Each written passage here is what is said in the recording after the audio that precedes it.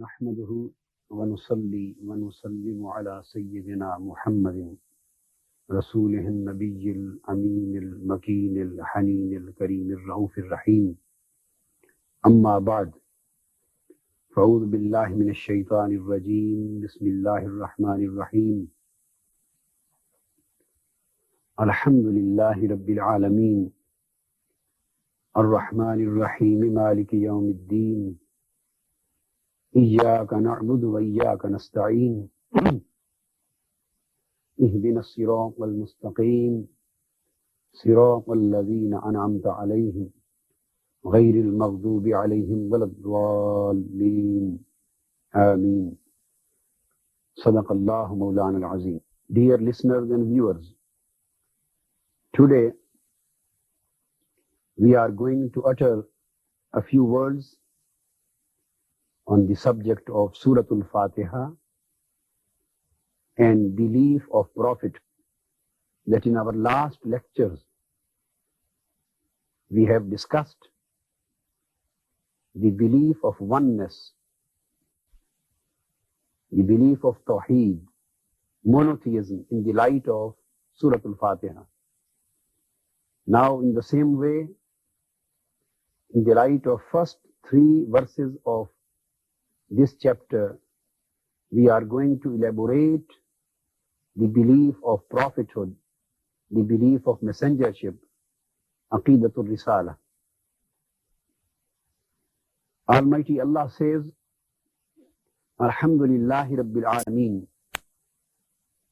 The whole praise be to Allah, the cherisher, the sustainer, and the maintainer of the worlds, of all the worlds.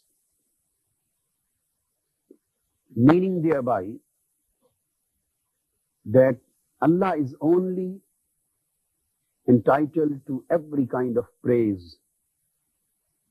In reality, all the praise belongs to Allah. All the praise is for Allah, who is the cherisher and sustainer of all the worlds, of all the creatures, of all the mankind, and of the whole universe.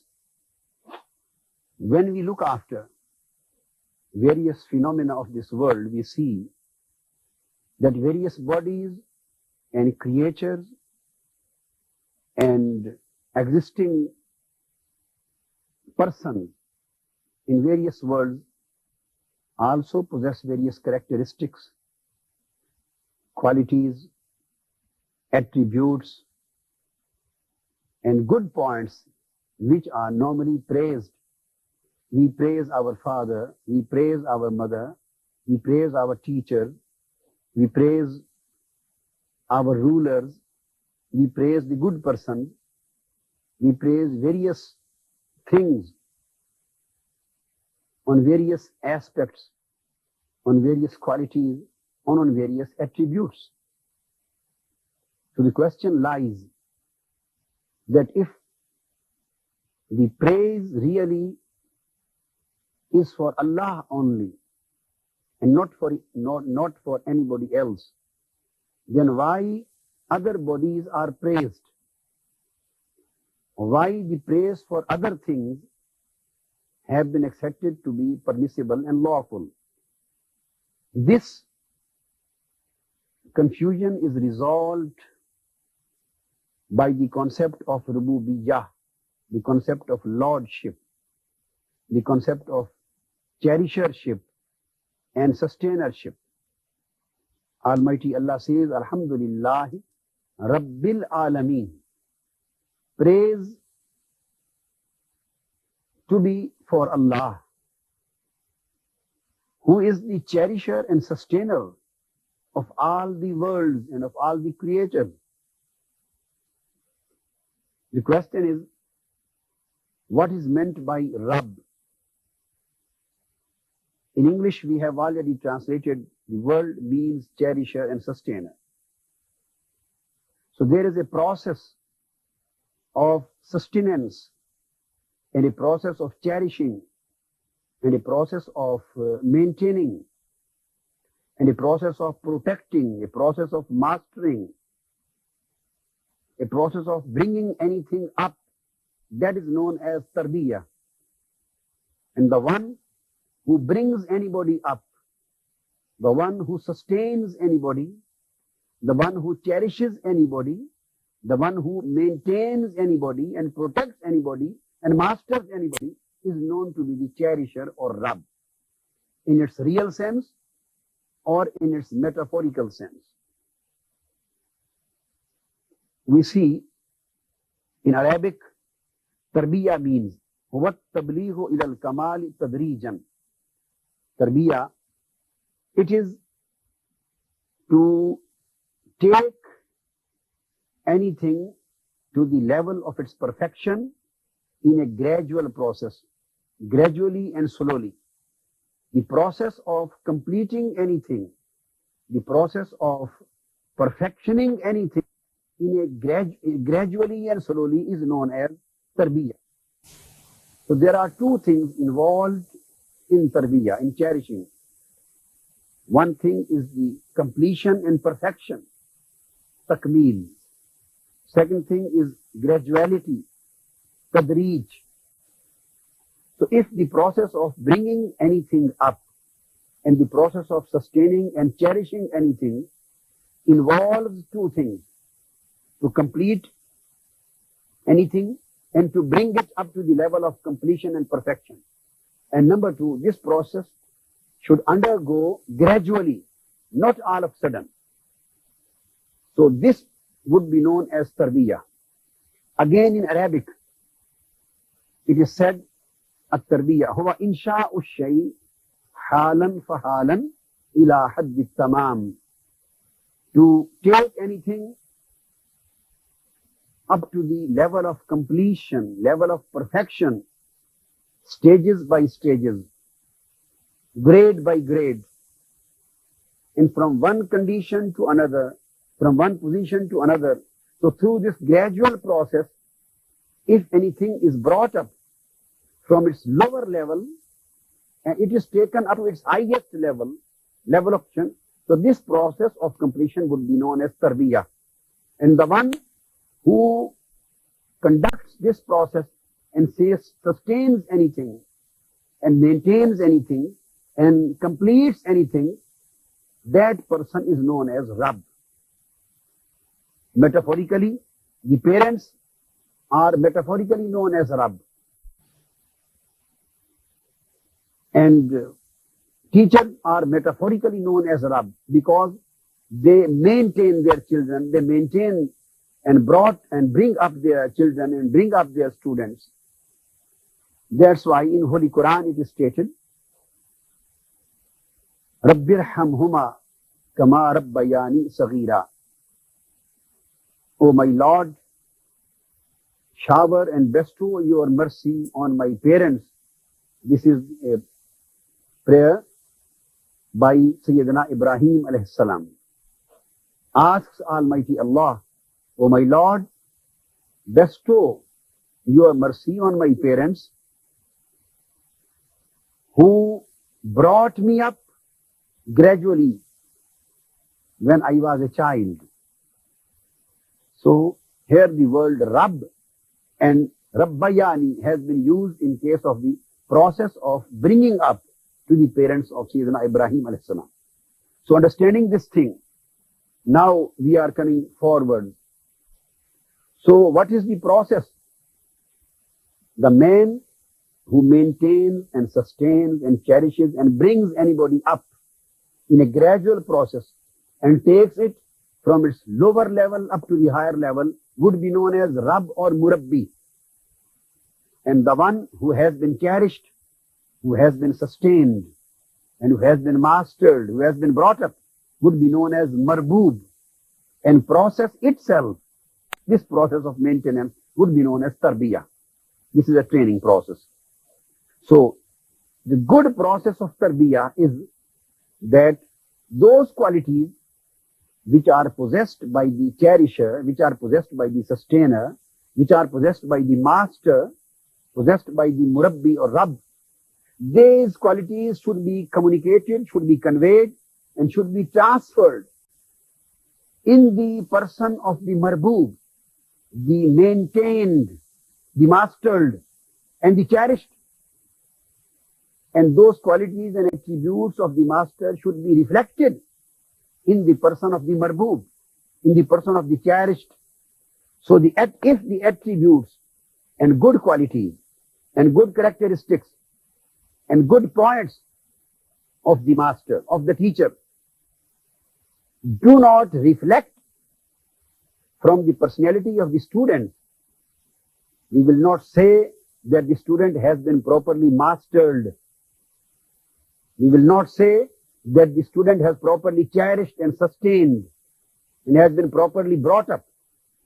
In the same case, if the parents possess good qualities, good character, good conduct, and they possess good points in their personalities, and they bring their children up, and after the completion of the process of bringing up, the good qualities and characteristics of parents do not reflect from the life of the children, from the character of the children, from the conduct of the children, from the living of the children, then we will say that the process of tarbiyah is not complete, or tarbiyah is not proper.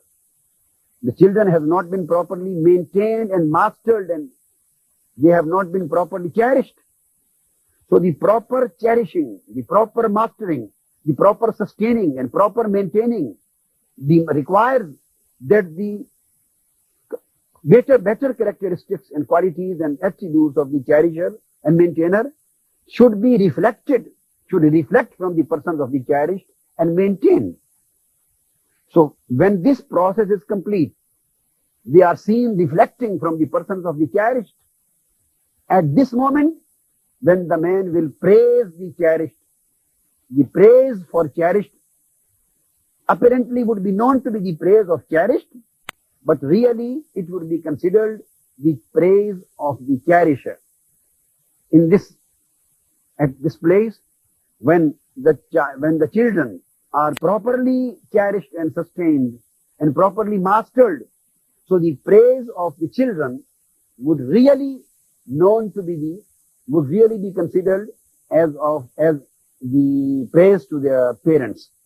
If the students are properly mastered and tutored, so the praise of the students would really considered to be the praise of their tutor, because the qualities and praiseworthy points on which the praise is being attached to the cherished and to the student and to the children, in fact, these praiseworthy points and these characteristics and these qualities and this good conduct has been provided to the cherished by the cherisher, has been provided to the student by the tutor, has been provided to the children by the parents, through the process of cherishing, through the process of mastering, through the process of sustaining and maintaining.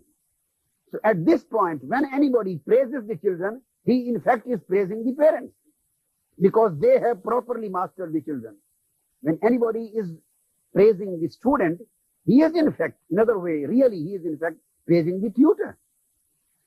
So in the same way, so this was our discussion, metaphorical discussion regarding the worldly processes of cherishing. Now coming towards the same point, Alhamdulillah Rabbil Alameen. These were metaphorical cherishers. Fathers and parents are metaphorical cherishers. Tutor is a metaphorical cherisher. Everybody, every master is a metaphorical cherisher. But now the real cherisher of the whole universe is Allah. The real maintainer of the whole universe is Allah. And the real sustainer of the all world, of the all creatures is Allah. So He has created every creature in this world. He has created every existing body in this universe. He has created every human being and everything, right from the heavens and skies to the earth. Each and every particle and each and every existing reality which is surviving in any of the world has been created by Allah. And after creation, He has took everything from its lowest level and He is bringing it up to the level of its perfection. He has mastered everything, and He is mastering, and His process of mastering is going on. He has cherished everything, and He is cherishing, and still the process of cherishing is going on. He has sustained everything, and He is sustaining, and His process of sustaining everything in this world is going on. So through the process of tarbiyah, through the system of rububiyyah, through the process of cherishing, He has created various good qualities, quality of knowledge, quality of living, quality of seeing, quality of hearing, quality of smelling, quality of consciousness, quality of beauty, quality of touching, quality of expression, all kinds of qualities, all kinds of characteristics, good morals, all kinds of attributes, and all kinds of good conduct. He has created in the creature through the process of cherishing and maintaining. And so all of the qualities which are seen and which are obvious in the cherished are really the qualities of Almighty Allah, which He has created in His cherished, which He has created in His sustained, and which He has created in His maintained, and which He has created in His mastered. So when a man praises anything, praises a river, he is praising Almighty Allah. Man is praising the beauty of flowers and very good smell of flowers. He is in effect praising Almighty Allah, who has provided this beauty to the flower. When a man is praising the mercy of mother, he is in fact praising the mercy of Almighty Allah, who has cherished the mother and provided this mercy in His nature. When a man is praising the father and tutor, he is in fact praising Almighty Allah, who has cherished him and who has provided this quality in his character. When the man praises the whole expenditure of the universe, each and every object of the universe, when it is praised, in fact, obviously the praise seems to be the object, praise of the object, but really this praise is of Almighty Allah. Why? Rabbil Alameen, because He is the cherisher, He is the sustainer, He is the creator, and He is the master, and He is the Lord, and He is the source of all attributes, and He is the source of all attributes and characteristics, and He is the source of all good points, all beauty. So now the conflict is resolved. So we are in a position to praise anything which seems to be good. And through praising anything which seems to be good, we are in fact praising the Lord and the Creator and the maintainer and sustainer of the universe. Now, after explaining this fact, now we are stepping to our third stage, that by the process of maintaining and sustaining and cherishing, Almighty Allah has created a lot of numerous qualities and attributes and beauties in the whole universe, in all of the worlds. Very good qualities, attributes, and characteristics have been created and scattered in the universe, scattered in all of the world. That's why Almighty Allah says, Sanurihim ayatina fil afaq. Soon we will show you our signs in the worlds. So whatsoever the beauty is seen, if any beauty is seen anywhere, so the beauty is a sign of Almighty Allah. If knowledge is seen and appreciated anywhere, every knowledge is a sign of Almighty Allah. If the mercy and good conduct is seen everywhere, the mercy and good conduct is the sign of Almighty Allah. If any good character, if any good point, if any good conduct, if any attribute, any quality is praised and seen, so it is in fact the beauty of Allah. So these beauties have been scattered by Almighty Allah and His Creator in the world, and these beauties did exist in the world in scattered form. Then Almighty Allah thought that there should be again one unit in which all of these beauties are squeezed, All of these beauties are briefed, and all of these beauties are summarized, and these are scattered beauties of the universe, and scattered beauties of the worlds should be summarized in one unit, in one body, so that if anybody wants to see every kind of beauty and every kind of attribute and every kind of good quality in a one person, he may appreciate it.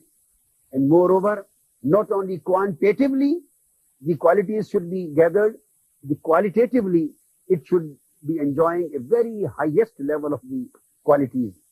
So Almighty Allah scattered His beauties in the worlds and then gathered all of the beauties in one person and named it the man, Al-Insan. Then Almighty Allah said, Sanurihim ayatina fil afaq wa fi anfusihim hatta yatabayyana lahum annahu al-haq.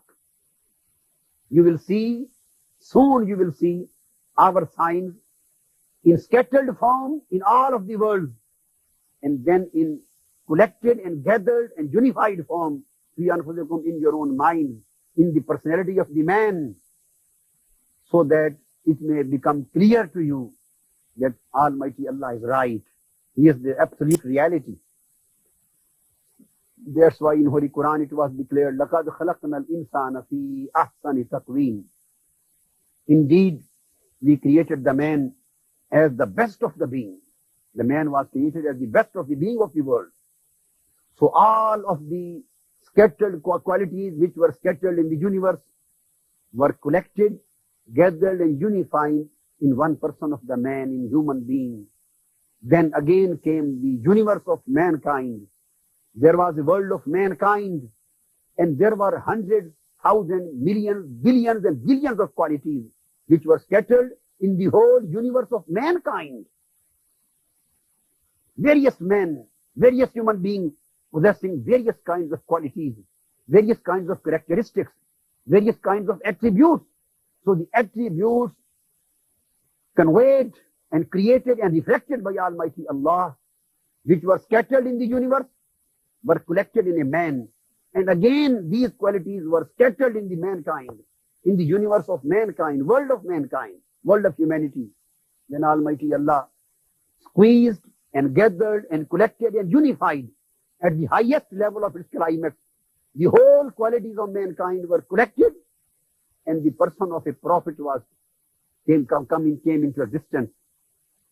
So the whole divine beauties which were scattered in the universe were squeezed in a man, and the whole divine qualities which were scattered in the world of mankind were squeezed at the highest climax and highest level in the person of a prophet. And again, there was a world of prophets, world of messengers, which started right from Sayyidina Adam till Sayyidina Isa, Jesus the Christ.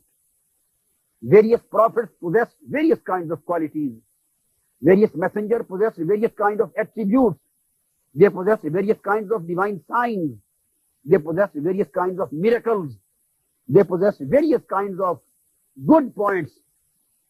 So in the world of prophethood, all of these divine qualities were scattered, were distributed among the prophets. Then Almighty Allah squeezed and unified all of the qualities of the prophethood, all of the attributes of the prophethood, all of the attributes and characteristics of messengership at the highest level. And when all of the qualities of prophethood were squeezed in one person at the highest esteem, it was named as Prophet Muhammad sallallahu alaihi wasallam.